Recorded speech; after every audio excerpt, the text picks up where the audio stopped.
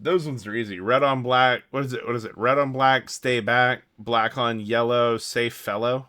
No. You are opposite. I am literally the opposite. I would be dead. Hey there, listeners. I hope you enjoyed our Thanksgiving episode last week, and I hope you had a fantastic Thanksgiving.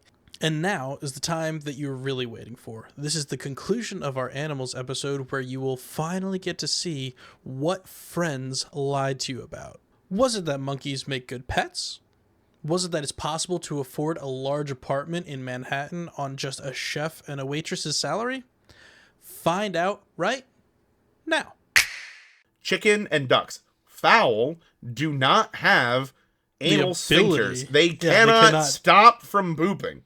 Nope, any of them. Even none of them. If you have like parrots, another one that I had growing up. I had a parakeet growing up. Did you really? Yeah, I had a parakeet named Sky. He was a little blue parakeet. He was again pretty chill for a while. But like he was really cool when we first got him. I used to play with him all the time. We used to hang out. It was perfect. But as he got older, he got more like nippy and like didn't want to hang out anymore. And I found out from my friend who's a vet that it's very common for birds and parakeets and stuff that once they cross over into like sexual maturity, if they can't mate with you, they don't want anything to do with you anymore. They're not interested if cannot. So well, I mean, respect that. That's kind of what happened. You respect that? Yeah. Like if can't sex, not interested? Not interested. No quiero. No care. I mean, okay, so me, Anthony, today doesn't think that. That's more like that's not what you made it seem like just a second ago. No. I'm thinking more like adolescent college mentality. It's just like if can't mate, not if interest. Can't don't care. If can't don't. But yeah, so that made it so that he was a fun pet for a while. But he, after I think a year or two, he got less fun. And then I think he got depressed because as they get older, we only had one. I should have had two. And we only had one, and I kind of went back and forth between houses, so he was alone a lot. So it was like he got depressed and then didn't do well, and I came home one day and he was just dead on the bottom of his cage. And it was sad. It was very sad. That is sad. But he was fun though, because I would like sometimes open the cage and he would just fly around my room and stuff. And we would just chill and I'd play video games and he would just be kind of flying around having a good time. I have always wanted birds. I know that they're like they can be annoying and like there's other I'll things. never have another one. So my love of cats means I'll probably never have birds, but I've always wanted finches. I think zebra finches look so cool. You know, in my mind, for some reason, when I think of finches and that kind of bird, I think of them as almost more like ornamental birds. Like you keep them as pets, but they're not really like pets. More like how I think of fish. Like I don't think of fish as like pets per se. I think of them more as like the fun is in keeping them and creating an ecosystem for them and like having them go. Did you just put me on mute, you son of a bitch? No, I muted me. My air conditioning is running and I'm trying to stop you from having to mute my audio. I thought that you just You're welcome, bitch. You can leave it alone and I'll just mute it in post. It's easier that way. But I thought you just muted me because I want it noted for the listeners. I tried to be helpful. God damn it. I thought you just were muting me because you're like, and aquarium talk. Blue. No, that's the microphone. That's it just looks really funny from my perspective because I can see your screen. Because you can see my screen. So for them, I think of them almost like fish, that they're like a kind of ornamental, and you kind of like, it's more the fun in raising them in like an ecosystem wise thing than them being like individual pets. No, but you can like let finches out though. Like you like let them out and like have them like fly around. Really? Will they come back? Yeah. Well, not outside. Well, obviously not outside. I mean, in the room. Yeah. Yeah. Yeah, you can. Yeah, you can. I mean, they clip the wings, but like they can still like point A to point B. That shit. Mm-hmm. Yeah. Well, that was our parakeet. His wings were clipped, but he was still like he can still fly to an extent because we never, after he was initially clipped, we never clipped again. His feathers kind of would grow back a little bit. So he got to where he could fly pretty okay. but he would kind of just go around the room and stuff like that. It was always difficult to get him back into his cage when he was out flying around. Food.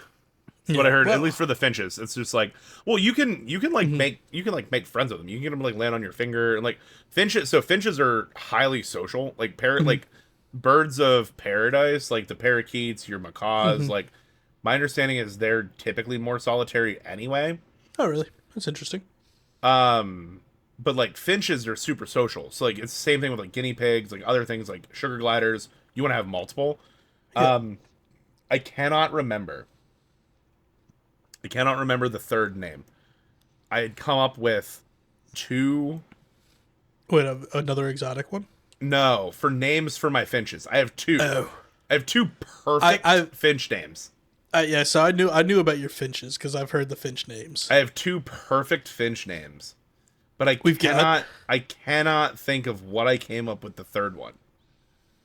All right, give me the first 2. Let me see if I remember because you've told me these before. Okay. The first one is Steven Squawking. Yep. The piece de resistance is Leonardo da Vinci. Yep, that's the one that I remember. And then I had a third one. And I just cannot remember what it was. If email us or post on our socials what you think a good third science or mathematician based finch name would be, and I'll get the 3 finches if I think somebody that posts one. If someone posts one good enough, I will get finches. I don't think we should make that promise. I've always wanted finches. I know, but I don't think that you are in a great place to have finches right now. Wait, you just get a big cage. Where would you put them?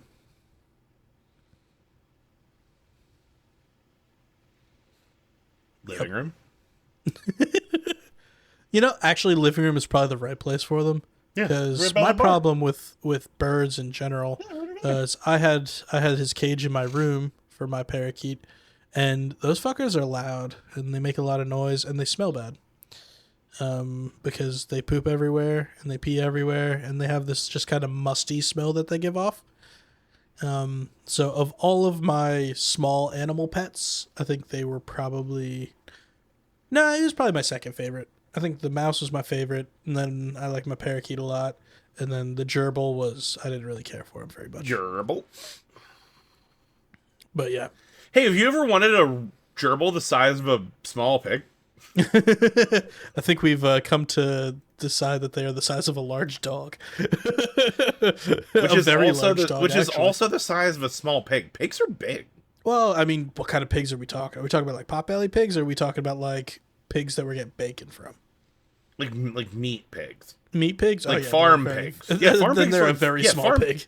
Farm pigs are like 300 pounds. More. 400 to 600. They're huge. I'm not talking like wild pigs. No, I'm talking about like farm pigs. Like the farm pigs, they're gargantuan.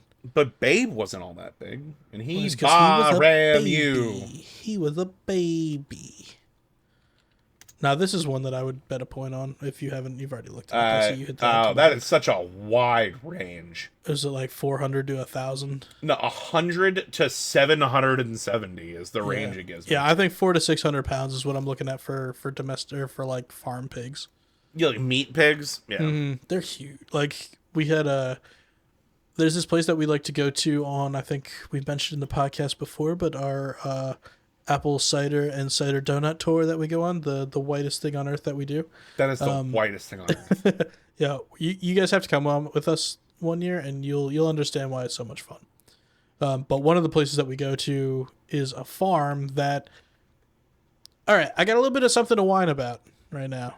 Right, we already did the something to whine about. I know, but this is just something. It's a little something to whine about in this episode. Why are they charging for fucking everything now? We used to be able to go to this farm that had a bunch of it was apple cider and apple and donuts, and they had all the stuff set up to like be fall friendly and Halloween-y and stuff like that. And you could go and walk through, and they had like a little farm place, and you could go look at the animals and stuff. And now, to get past their like initial gift shop area where they sell the cider donuts, the cider. They have like a little gift shop, and they sell ice cream. To go past there to where they have like the animals and like other little attractions and stuff, you have to pay an entrance fee now. I was so mad. We went there this year and I couldn't take my niece back there. It was stupid. You told me that I'm not allowed to. This is just, you're just complaining about it, right? I'm not supposed to offer reasons or solutions. Nope, not looking for reasons or solutions. Okay. I know the reasons and I know the solutions. I'm just complaining about it because it used to be just a fun little thing that we could go to, and we promised my niece that she was going to get to see barn animals. And when we got there, we were like, it's not worth us paying 5 entrance fees to go in and see a pig and leave. Like, you could have just paid 2 entrance fees and taken your niece back. Well, I mean, we were take everybody. Yeah, but I'm sure the other adults would have enjoyed just sitting up front eating apple cider donuts. Yeah, well, but, logic and shit, too late, all right? It's too late now. I was sad at the time because you used to be able to just kind of walk in and eat your donuts and drink your cider while like looking at the animals and stuff. But back to before me whining, they have their pigs, the whole pigs that you can look at. Like the big those pigs. Fuckers are huge. We were at Baha Mar for a rewards thing for work. So we went down Bahamas. Okay. So Baha Mar is like one of the resorts, and like one of their excursions, you take a boat out to Pig Island, where they just have these like heard of that. massive, they're like technically wild, but like they might as well be domesticated. Because like they just like swim out, come back, they feed them like this thing of food, you pet them, they swim out, they come back. Yeah, are they huge pigs? Some of them are like on the smaller side. A couple of them I could ride. Yeah, they're gargantuan. Yeah. That was like when we were in New Orleans. So we were down in New Orleans and we were out on an alligator tour, right? Oh. And we're just going through the bayou on this alligator tour.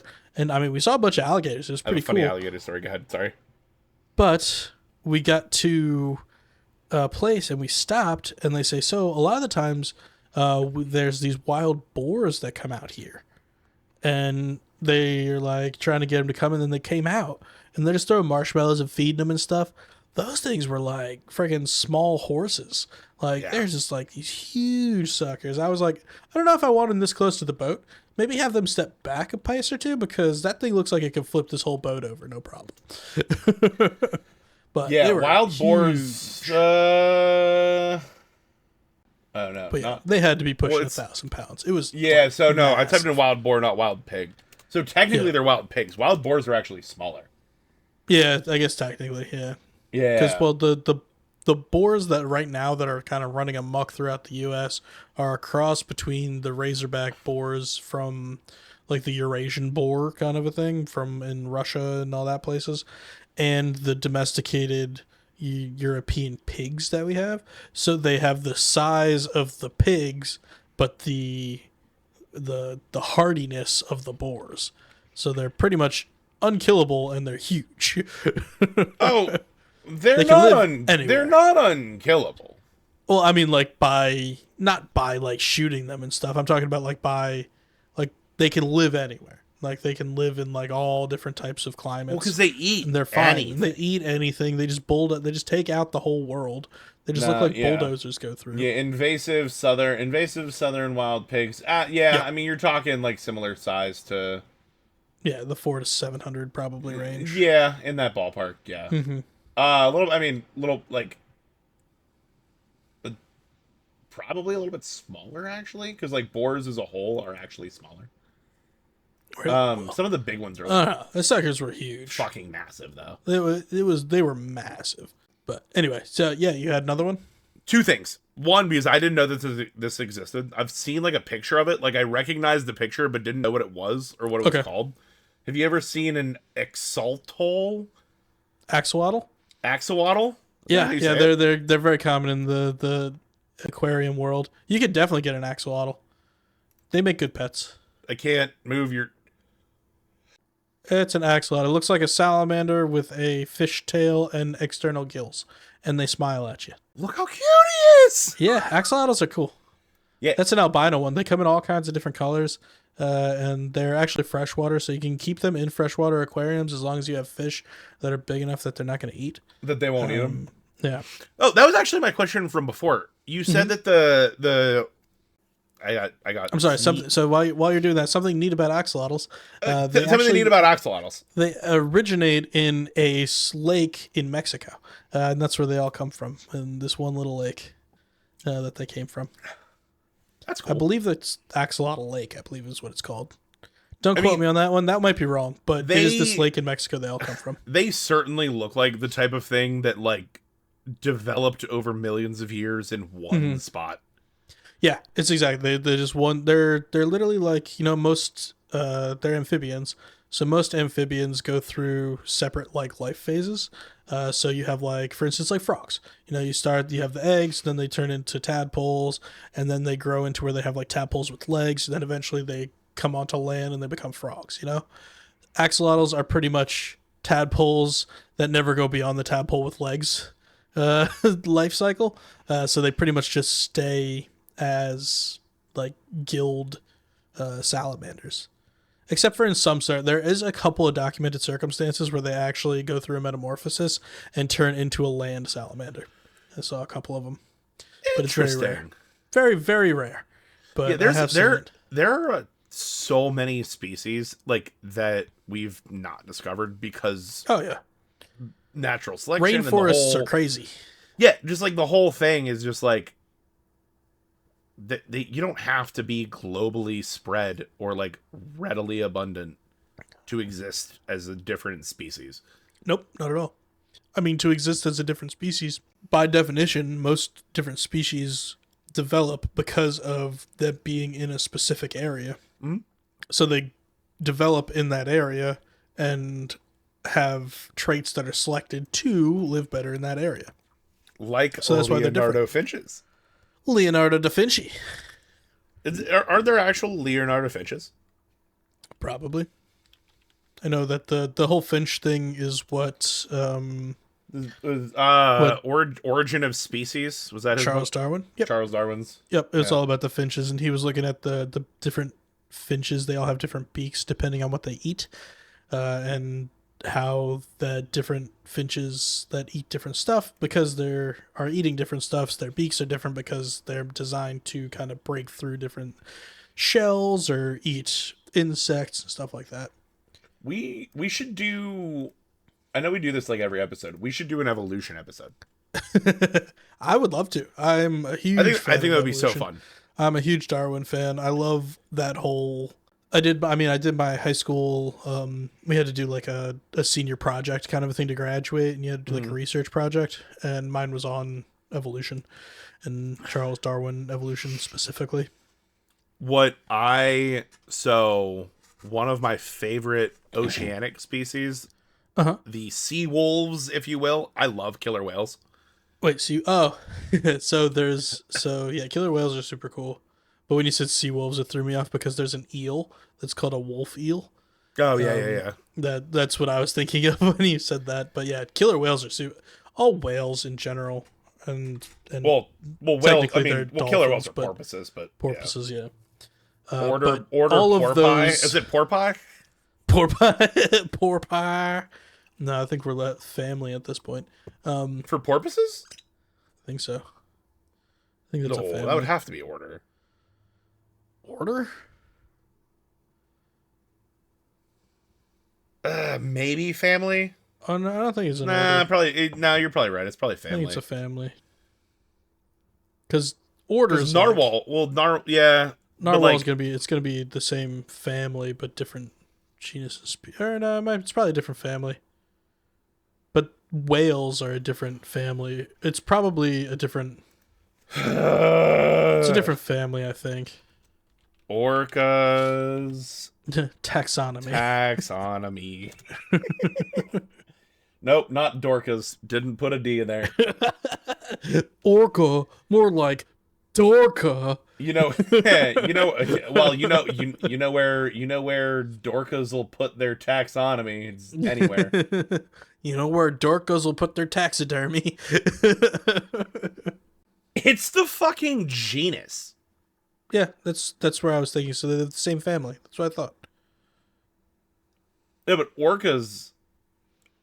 And I guess there's more the orcas. So I'm thinking. So if you look at orcas and dolphins, they're gonna have the same family. But if you look at orcas and narwhals, they're gonna have a different family. No, I think that have the same family. No, I think they have a different order, or different family, same order. Ooh, fun fact about a narwhal, something neat. While it's not 100% understood what the horn is for, the reigning theory is so theirs is not like a standard like horn. Nope. There's nerve endings all the way down it. Really? And they think that it is a very sensitive it's a tooth. Yeah, but that's not what it's used for. Know, they think that it is a very sensitive temperature monitor. Really? And it helps them find holes in the ice to breathe. That's interesting. I've never heard that before. That's they seek out neat. Warmer water to try to find holes in the ice to breathe. How cool is that? That's definitely something neat. That's fucking cool is that? That's something neat. Also something neat is, like I said, that big horn that they have is not actually a horn. It's actually a tusk, and it comes out of their mouth. And it's just a giant elongated tooth. Yeah, but it has blood flow and nerves and things. It's so think about like how your teeth are sensitive to hot and cold. Amplify that by that's a bajillion. So cool. Look that up. That's not like a we're sure. That's like we think. They are not related, like, even at all. No. I mean, I'm sure they same are. order. So same order. Yeah, same order, different family. That's what I said. But like, yeah, that's exactly what I said. So Wikipedia gives you an infra order. Infra order? Well, that's like they do that all. Like technically, we're Homo sapiens sapiens. Even though our genus and species is Homo for the genus and sapiens for the species. Whoa. This is why we can't have nice things. But then we have like the subspecies, like Homo sapiens sapiens. So they could give you an infra order, but you can just look at the main order as like the main taxonomical thing. Now I'm looking at the mono. So I'm also seeing not only for, I'm also I just googled narwhal tusks, and apparently other ideas for what they could possibly be doing. They could be sexual selection. It's a secondary sexual characteristic. So the longer the tusk, the more attractive they are as mates. Yeah, but again, that falls into the natural, like that whole natural selection idea is like if your tusk is longer, it's more sensitive and you won't drown. You'll do better. Yeah. The other thing is hunting. Sometimes they use it to spear or stun fish. Yeah, I've actually seen that. That's actually pretty sick. And the other thing, other than just looking for temperature, they actually can break the ice with the tusk. So they could go and find short spots and just break the actual ice. I actually didn't know that. That part I didn't know. So they can actually break the ice. Narwhals are freaking cool. Mm-hmm. One of their closest relatives is actually belugas, apparently. Yeah. They look just like belugas, honestly, if you look at them next to each other. You know, dolphins are actually really closely related to hippos. No. Like if you think about it, they're just like take a hippo, like pull its legs in, make a land dolphin, and you got a hippo. Yeah. Dolphins are actually like weirdly like porpoise. Also, something neat: hippos are the most dangerous animals in the Africa. Yeah. Well, technically, yes. I think it's probably still mosquitoes. Oh well, mosquitoes are the most dangerous animals. Period. Everywhere. Yeah. Have the most kills, highest kill count. Mosquitoes. What do you? Oh, I've got another. Now talking about mosquitoes and dying. I've got another something neat. Did you know that sickle cell anemia makes you immune to malaria? Oh, I did not know that. Mm-hmm. Yeah, that's why it's if you look at it, there's kind of a selection. Like you see, most people that have sickle cell are usually of African descent, because in Africa, where you have the combination of sickle cell is actually a preferred sickle trait. cell, it's actually a preferred trait. That is wild. So it's actually like if you have something like sickle cell anemia is a recessive disease. So you have to have two, like the double alleles in order for it. Don't say alleles. I'm sorry. Hold on. Hold on. Yeah, Google the definition for alleles for everyone, please. No, I'm not gonna Google. I just wanna show. Wait. Hold. I'm sorry. I used big No, words. it's fine. No, I know what you're talking about, but I feel like people. Is this not? Why can't I open you? So, do you want me to just explain, or do you finding it? No, stop it. Okay, I'll stop. I won't explain. I will drink more bourbon. Which honestly, this shit is delicious. It's really very good. Especially, you add you add a little. Yeah, so you add a little water. It opens it up a little bit. It opens it up, and you get a lot more complexity out of it. But it still is very approachable and even maybe a little too drinkable. Even neat. No, maybe a little too drinkable. Yeah, very drinkable. Actually, I'm gonna redo my things to like. I like. There. This is a Punnett square. I don't go to the YouTube. If you don't know what a Punnett square is and you're listening on Spotify, Google Punnett square as long as you're not driving. If you go to the YouTube, if you are driving, do not go to YouTube. Do not Google Punnett square. Wait until you can safely pull over or stop at your destination, and then you can Google Punnett square. This is a Punnett square. Alleles is like the things you have: dominant and recessive. Yeah, so the alleles are each of the A's. So the big A and the big A, those are two different alleles. It's two big A. There's a one big A allele, another big A allele. Then you have the little A's, which are a little A allele and a little A allele. So they're the kind of individual components that make up the Punnett square. So this is a great reason why there's a really good... To bring this full circle to the earlier comment, this is why your child probably won't have blue eyes. Have brown eyes. Yeah, most likely brown eyes, because blue eyes is a recessive trait. So you have to have two blue eye alleles in order to be blue. But I will also say eye color is not quite that straightforward. These are super simple Punnett squares. So technically, Greg and Yana both have the recessive trait for blue eyes, but in different generations, so it goes back further. Yeah, so there's multiple. Think other squares. So think like a 16 square box, and one of them is blue eyes. Yeah, so it's not a very good percentage chance. I like the 12% chance. That would be cool, but I don't think it's gonna be 12. I think it's more of like a 1% chance or something. It's low. It's not great, but now the thing is, so that's an allele. You can come out with blue eyes and be. They could become brown. So almost all babies are born with blue eyes because the brown is actually a pigment on top of the iris that comes out. So you're usually not born with the pigment. It usually comes later on. Yep. So back to sickle cell. So sickle cell is I did not know that's why sickle cell is so it's a prominent. Reason why it's so prominent in because African it's technically cultures. Now why it's does a better thing than malaria? Why does it prevent you from getting malaria? I don't know, but it does. Okay. I don't know that one off the top of my head. What is malaria? I read a whole book about it. But what is malaria? Hold on, let's work this backwards. We're good at this. What does malaria do? Anyway, but going back to it, the sickle cell trait. So you can have sickle cell disease where you have both of the recessive alleles. So you have on that Punnett square we're looking at, you have little a and little a. So that's two recessive alleles. And then you have sickle cell anemia, where your red blood cells don't form correctly and you have problems with oxygen retention. There's also sickle cell trait, where you have big A and little a. And when you have sickle cell trait in people, the person that has that trait is actually unaffected for the most part. They usually their red blood cells are normal. They don't have any kind of sickle cell red blood cells. But if you have that trait, you're still resistant to malaria.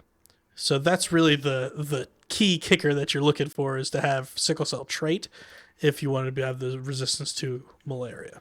But you have a better chance of having a child with sickle cell. And still, I am okay. We'll do a disease episode. We could do a disease. So especially sickle cell. When I was working in the red blood cell place that I worked at after college, I did a lot of research into sickle cell. So it was. Where's Torin? I'm sure Torin probably knows. Torin does more mouse stuff.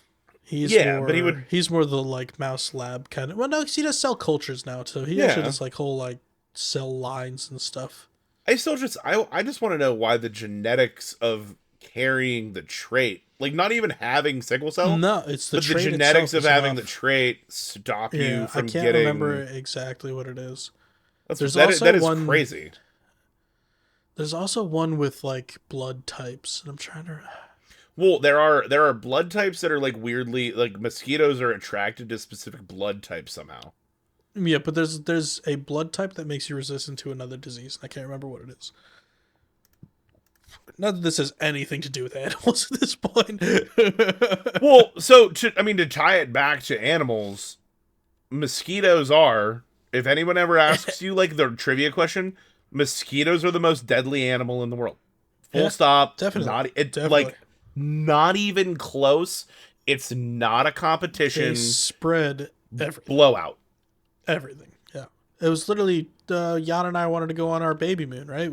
So my wife is pregnant. We're going to have our baby soon. And we wanted to go on one nice big trip before we actually have our baby. And so we're looking up places that don't have a lot of mosquitoes because of Zika. Yeah. Oh, fucking Zika. Yeah. We spent our time. We decided to go on this baby moon, and we decided to go, and we were looking very closely at places that don't have Zika virus because it causes a lot of birth complications. Yeah, so it really can. I mean, I will say when you get into the second and third trimester, it doesn't really have as much of an issue, but because there is a potential, we're like, yeah, let's not risk it. So we ended up going to Scottsdale, Arizona instead of anywhere Caribbean because there's no mosquitoes in Scottsdale, Arizona. Were we recording when that happened? I don't remember. I know we talked about it. I can't remember if we were recording when you said that you should go to Scottsdale. I jokingly said, so in case it wasn't recorded in a previous episode, Greg was like, we're with the hurricanes and everything else, like we're not gonna go to whatever. I'm like, you should go to Scottsdale, Arizona. It's like, why would I go to Scottsdale, Arizona? And I explained quite clearly that shout out Scottsdale, Arizona. Yeah, beautiful place. Resorts are great. It is pricey, not gonna lie. It was not a cheap trip at all. No, Scottsdale has literally just turned itself into a destination place. It did. It's literally just resorts in the middle of the desert. Yeah, it's literally like in the desert. You have awesome, like rock views, like the mountains that they're just like jutting up out of nowhere kind of things in the background, and then you're just on this awesome resort that's just like 3 pools, and like the one that we were at had a spa attached to it, so we did a spa day. It was just it was fantastic. Think Vegas, no casinos, except there's casinos. There might be. No, if you I would not equate if you go well, no, but like, well, that's true. You were also it's very different vibe. It's a spa city. Yeah, it's a spa city. There's a whole in downtown. I guess downtown. There's a place in Scottsdale. It's called like the Old Town, and there's a whole block that's just art exhibits and art places that you can buy shit. Because it's just for rich people. I'm pretty sure it's just straight for rich people. That's all Scottsdale is, just for people that are loaded. Yeah, more or less. It's people that want to leave Phoenix. Yeah. I think it's people that want to leave LA and have somewhere that's kind of close. Fucking also true. But not quite LA. Bringing you back very quickly. Yeah. People with type O blood are generally more resistant to disease than people with blood types A2, B3, and AB4. I know. I'm trying to think. There is something specific. There's a specific disease that I was trying to remember, and I think it was people with O blood are resistant to it, but I can't remember what it was. Me being the nerd that I am, I have this whole book that's like full of just like fun genetic stuff like this, that like talks about this kind of stuff. People with types A, B, and AB blood are more likely to develop infections, cardiovascular disease, and cancer. For example, people with type A blood are more likely to get stomach cancer. Yeah. Well, I'm glad I have B pause. I actually don't know my blood type. You should learn. You should definitely know that. Yeah, it's important to know. Yeah, gotta tell you, buddy, it's not. What? To know your blood type? It's important to know your blood type. No, it doesn't matter. It is. It's not. Definitely is. If you ever need a transfusion, they're giving you out. Well, like, if I'm in like a car crash. But the whole thing is like there's like if you have your blood type documented. Yeah, they'll type me at the hospital. I mean, like, I know you coming from a blood lab, like, you understand that the shelf life of blood sucks. Yeah, it's important. So it's important for that you actually know so that it's important for the system. Actually will work for you. Yeah, exactly. It's important for you too. Because if they're not going to give me the wrong, but they're not going to give me the wrong one. Yeah, well, they're going to type me before they give me something other than O. Either way, I think I have a card in my wallet that says I'm B positive from the red or the American. Wait, what is it? American Red Cross. you being B positive blood type is like the most fitting blood type. B positive? Yeah, because you're just like a positive person. But I'm also type B. B positive. B positive. No, I think I'm just saying It's actually funny because I always say I have a type A negative or A minus personality. I'm not really like type A. But I'm kind of type A, but I'm kind of not type A. So I guess you could also say I'm type B positive. You could fake type A. I could fake type A, but I'm not really type A. You could fake it. Yeah. Anyway, buddy, we divulged over 2 hours. So animals. So the reason we got, just for clarity, we got onto blood because we talked about natural selection because of sickle cell. Because of mosquitoes, which are the most deadly animal. Yeah. Cool. Do you have a guess on the second most deadly animal in the world? In the world? All animals? All animals. Deadly. Second most deadly in the world, as Jeremy Clarkson would say. I mean, I guess it's not something that I would expect, right? Nah, I mean, you could expect it.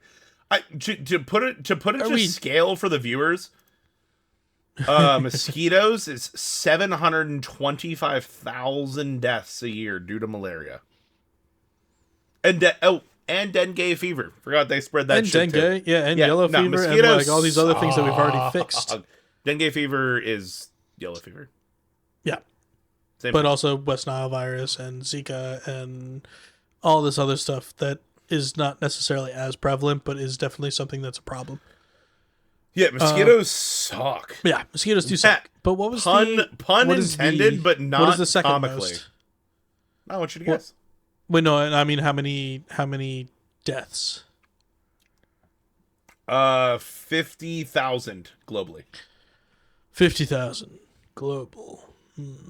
Approximately. These are all approximate. That's going to eliminate your snakes, and it's going to eliminate your venomous stuff. I don't think it's going to be a venomous thing. 50,000 is a lot. So it is something venomous. I'm wrong. So wrong. So it's probably a snake then. No, it's probably. This is hard. 50,000 is a lot. I feel like snakes don't kill that many people usually. Unless, are we talking about like whole, like as a whole, like all the snakes? World? We're talking about the world. No. Like, are we talking about like a specific species, or are we talking about like a type of animal? No, species. Not. We've gone into taxonomy. So it's an individual species. We should do a whole episode on evolution. Yes, we're not. I'm not like. There are lots of different types of mosquitoes. They're all mosquitoes. I don't know. We're not looking for inland taipan. Yeah, no, we're not going to Black Widow kind of a thing. We're looking at spiders. I'm gonna go with spiders. Snakes. Damn it! This is the other one. Yeah, snakes kill approximately 50,000 people annually due to venomous bites. India actually has the highest rate. I was just going back. I was literally just jumping after you just said we're looking at like a whole group of animals, not an individual animal. I was like, okay, it's got to be snakes or spiders. And I was originally thinking not something venomous because I feel like there's not that many people that get killed by venomous stuff, but I guess I'm wrong. I guess I'm thoroughly wrong. Yeah, not in the in the U.S. Not we so are many. we are wonderfully blessed in the U.S. to not have to deal with because we have anti-venom, and honestly, globally compared, we don't have that many venomous snakes. We don't. I mean, we do, but they're usually not as deadly of a venom. We have a lot more that have cytotoxic venom that kills cells rather than neurotoxic venom that's just kills you. What's the most poisonous snake? I think isn't it? I thought it was poisonous snake. I thought it was the inland taipan. It's the most dangerous snake. They have the most kills. Well, but are you talking about venomous and the most dangerous venom? No, there's no way inland taipan leads most kills. But are we talking about the most dangerous, or are we talking about the most potent venom? Let's go most kills. What snake most kills? It's the fleur-de-lis, or fleur. Yeah, the fleur. I think it's inland taipan. I think it's the same thing, but it's the fleur de something. I thought it was the inland taipan. Saw-scaled viper? I have never heard of this. Is it called the fleur-de-lis? Fleur? Look up alternate names. Certainly not called fleur de lance, something like that. Hold on. Yeah, no, look up separate names because spell fleur de lance FLEURDELANCE. I think they're all different words, but it's the deadliest snake in South America. Mm-hmm. But maybe it's not the deadliest. Yeah, but not it's not in the world. Yeah, no, not even close.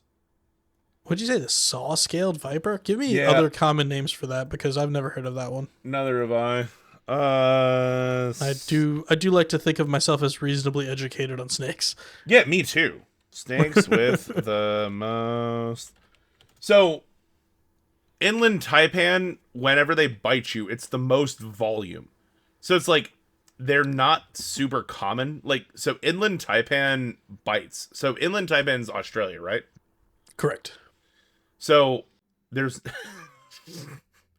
you can't downproof the whiskey in your mouth. I already swallowed. I'm just thirsty. That's what she said. That's where I thought you were going when you saw me drinking out of this large phallic water bottle. It's not that phallic. It's pretty fucking phallic. That is as phallic as a water bottle gets. Smart waters are the most phallic of water bottles. You heard it here first. Smart water. Yep. Phallic water. Yep. Saw-scaled viper. So what is that? I have no idea. In the world's deadliest snake, responsible for an estimated 5,000 human deaths per year in India. I need to look up.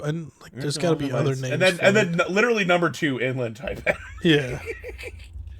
Black mamba, that makes sense. Diamondback, honestly, makes sense. Western diamondback makes sense. Cottonmouth makes sense. Literally, I have no fucking clue what the carpet viper. I've never heard of these things. Wait, which one? The saw-scaled vipers. Yeah, I've never heard of this. No. What was the other ones? Black mamba, I know. So inland taipan 2, black mamba 3. Eastern diamondback, western diamondback. So diamondbacks being in the top 5 and make a lot of sense to me. Okay, so we're completely wrong, actually. Because these are all North American snakes. Yeah, but not exclusively North American. Mm-hmm. Yeah, eastern diamondback and western diamondbacks are exclusively North American, as are cottonmouths. I don't think diamondbacks are only North American. I'm sure they are. I mean, they're North American. I think they have no. Are you sure that you want to bet a point on this one? I'm happy to bet a point on this one. I'm reasonably Eastern and Western certain, Diamondbacks are not outside of reasonably the Americas. I'm reasonably certain Diamondbacks exist in South America. I mean, I did just say the Americas. Oh no, I don't think they're in the Americas. No, I don't think so. So Mexico, they're gonna have them. Yeah, through Central America. I don't think they're gonna have them once you get down into Brazil. You'll have westerns. Yeah, because they are a desert. They're a desert snake. Species. Yep, species. So talking about taxonomy. So here's the thing. You're right. Yeah. which is interesting. Black Mamba makes sense because of how fucking aggressive it is. Black Mambas are crazy. They're like one of the only ones that actually attack you and like come at you. Taipan makes sense because it's like not as many people get bit, but if you get bit by an inland taipan, you're done. But also the thing is they're very common. Like that's the thing. Is like you're looking for the spread of the snake versus the spread of the people and where they kind of intersect. And inland taipans, they are where the people are, and if you do get bit, you're in trouble because they have a very potent venom. Well, and it's also the most in volume. Their bites are like super high volume. Yeah, but at a point that it doesn't really matter. Like, like you think of like king cobras or something. They're like, oh, their venom, like they can kill like 20 elephants. It's like, yeah, because they inject you with a lot at once. No. You're right, but backwards. Adult king cobras, like their venom. No, their volume per is not as high. Maybe not as high as the inland. They don't drain. So king cobras don't drain their full especially for like human and defensive kills. Yeah, almost no snakes are going to drain their whole supply. Yeah, do they? So. Yeah, because usually, like snakes, it doesn't make sense for them to drain their whole stores because they have to use them at other times. But yeah, so that, and you know what's one of the craziest venoms that I know of? Are you paying attention to me? Nope. 1 second. Have more something interestings, and you're not paying attention to me. I just wanted to make sure I was right. Yeah, so inland taipan is the reason it's the most volume per bite. Mm-hmm. Yeah. That's why like if it bites you, you're fucked. And it's also considered a HYALURONIDSE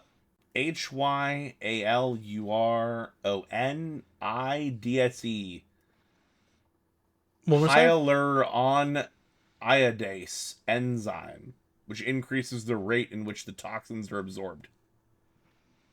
Hyaluronidase? Hyaluronidase. I'm just reading. It sounds familiar. Is it like a metabolic thing? It's an enzyme. It's an enzyme in the toxin that increases absorption. Yeah. I've. It sounds familiar. I can't remember exactly what it is, so I'm not going to pretend I know exactly what I'm talking about. But totally fine. Inland taipans are like just really good at killing shit. Yeah, the only difference is like not as many people get bit apparently as the saw-scaled viper, which I've never heard of. I never either. Apparently they are called the echis. Echis. They're found in the dry regions of Africa, Middle East, India, Sri Lanka, and so they're in the places that have the highest population density of people. Yeah, the majority of deaths are in India. It's a population density kind of a thing, I think. Like that's where you're coming to. But you know one of the craziest venoms? Cats. They need to get some holy godly cats so that they can feed them to the fucking snakes. No, the snakes would eat the cats. No, that's one of the reasons that we talked about with the cats. I know, but I don't think cats are. So I actually did see a thing that cats have faster reflexes than most snake strikes. Yeah, good cats. Well, I mean, as opposed to bad cats. But actual wild cats. No, I'm talking about like cats like we would have. I heard that they actually have a reaction time that's lower than the strike speed of so they can outpace the strike speed of most snakes. Yeah, they can bop them real quick. No, they can dodge the strikes. Yeah, but they can just bop. Skibbity pat, pat, pat.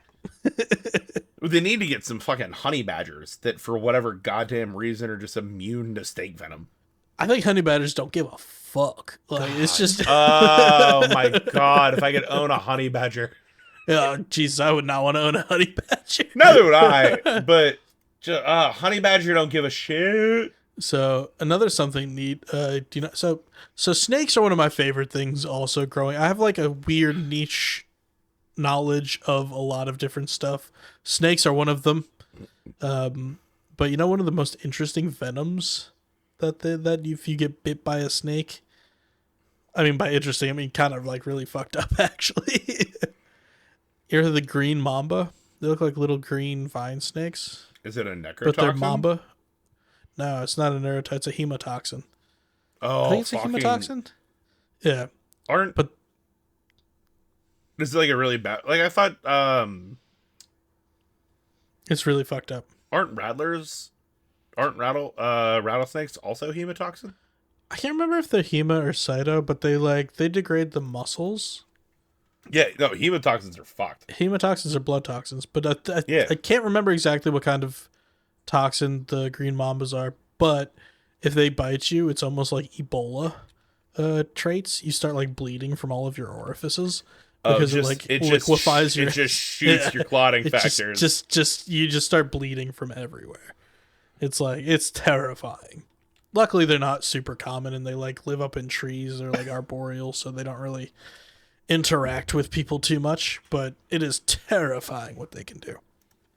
Yeah, hemotox. Like, well, I mean, all snake venom sucks, but bad news. But not like a lot of them. Like, because I grew up in a place that there are a lot of snakes where I'm from. But in the Poconos, you're usually getting mostly like garter snakes, which are non-venomous. We get like ringnecks, which I guess are actually venomous, but they just don't bite. From what I've read, it's like a very mild venom that they have. But we do get copperheads. Like I've seen copperheads multiple times, which are, I think, along the similar type of venom as rattlesnakes, if I remember correctly. So if you are curious, I'm always curious. I'm just saying, generally speaking, mm-hmm. And it's not like this is not a hard and fast rule, but it's a typical rule.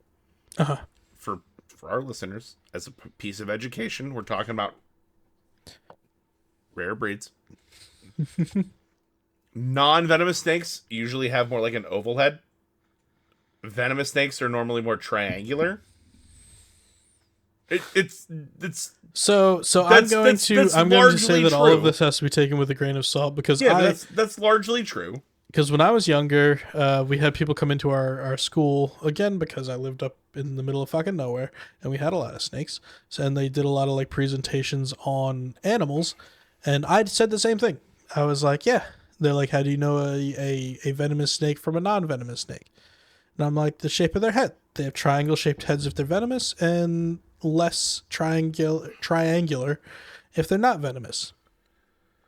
So the best advice that you can always have is know what snakes are in your area and just have an idea of what they all look like, because that rule doesn't really hold very well. That works for a lot of the vipers and stuff like that. But now look up a black mamba, look up a green mamba, look up a python. Rounded heads. Yeah, look up pythons. Yep, no.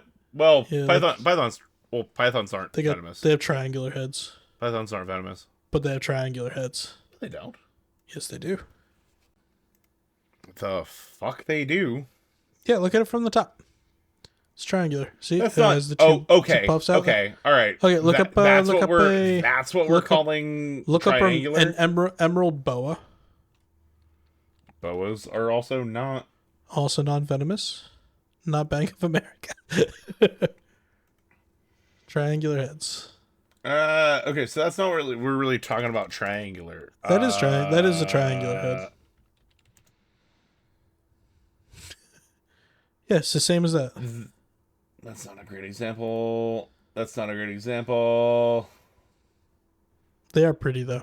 That's a triangular.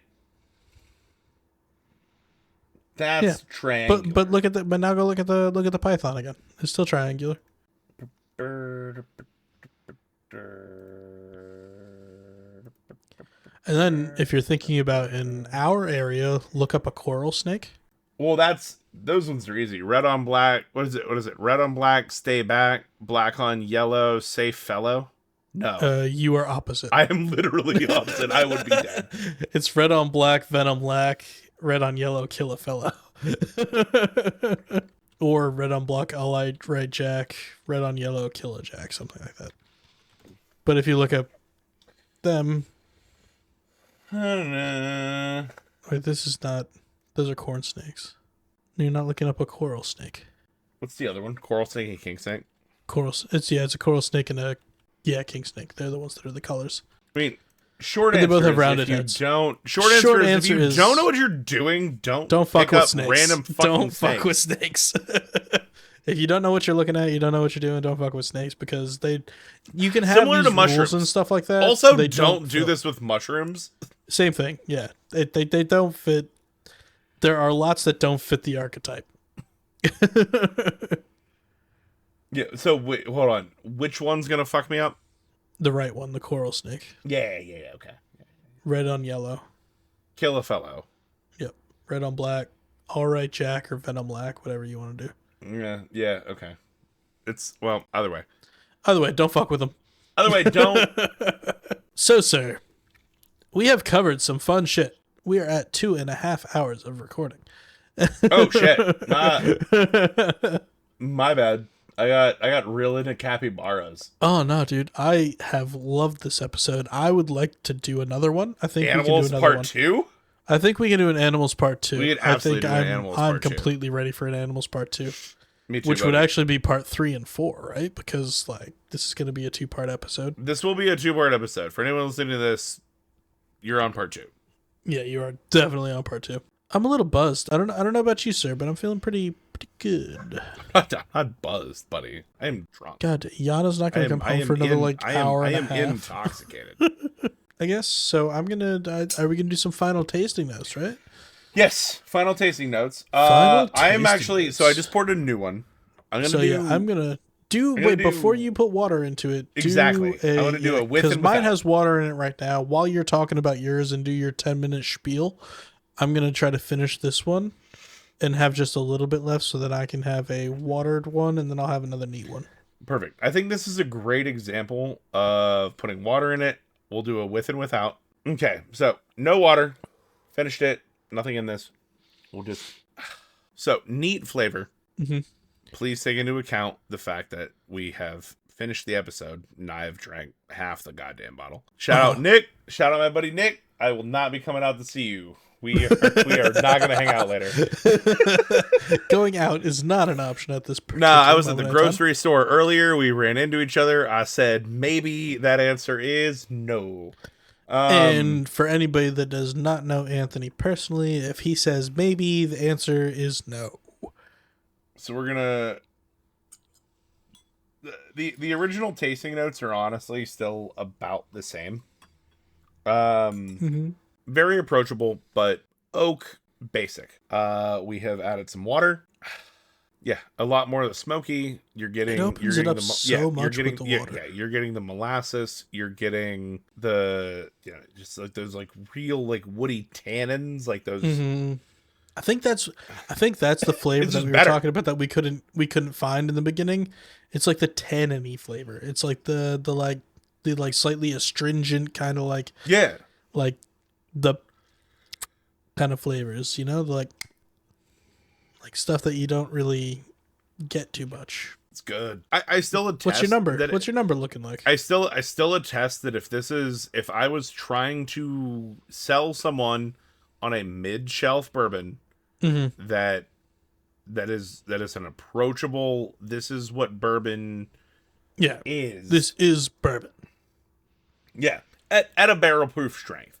Yeah. That's the thing. Like if someone's never had bourbon, I'm not going to send them this because it's overproof. So I think you could, but I think you have to say like you gotta put a cube in it. If you put an ice cube in this, it's perfect.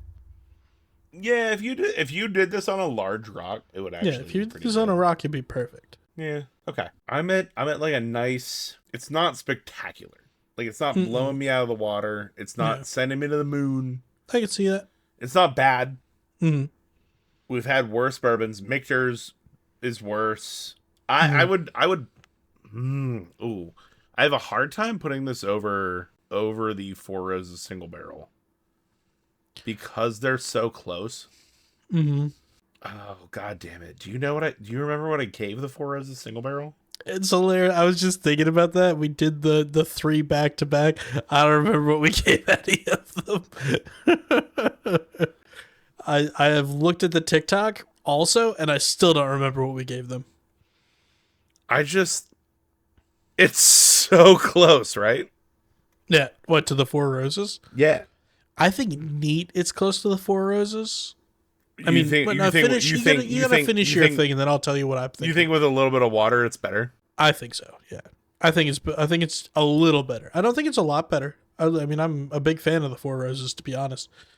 But I think with a little bit of water to open it up a bit, I think it develops a bit of a deeper flavor than it does when it's just straight. Are we close? Are we close to finding out the number, Anthony? No, I'm just wrong. Even when we tried to do the TikTok before I got too drunk, I was too drunk. You were too drunk already too. What did you give it? I gave it like a 6.4. I was thinking that we were grading them too low.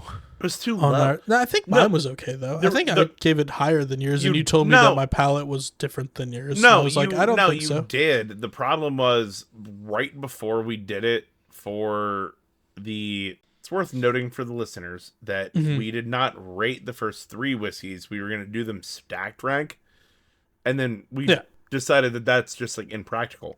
Man, mid-6s is too low. I agree. What did I give Four Roses? I stopped listening after I talked. You fucker. You son of a bitch. You had to have been in the 7s. Here's the problem. All you care about is yourself. No, this is the problem. The problem is right before we did our thing, we had retried the Taketsuru. That is true. Which is true. I would have to look back. It's very good. I would have to look back. I think Taketsuru is the highest rated whiskey we've had on the episode. I think it's the ones. I think we put it at a 9.4 each of us, something like that. I could have easily put it at 10. Like I'm not gonna give. We did not. I'm never gonna give. No, I know I wouldn't, but I'm just like I'm not gonna give anything a 10. I think we put it at a 9.4. Caps my range. Yeah. It was incredible. So we're probably 8 minutes into your 10-minute spiel. You're gonna cut a lot of it. It's fine. I will cut all of it. Thank you, Patreon. Anyway, Wild Turkey Rare Breed, you get a 7.3. Now is that with or without water, or collective? Collectively. I'm combining. All right, I think I have a number in mind. Water.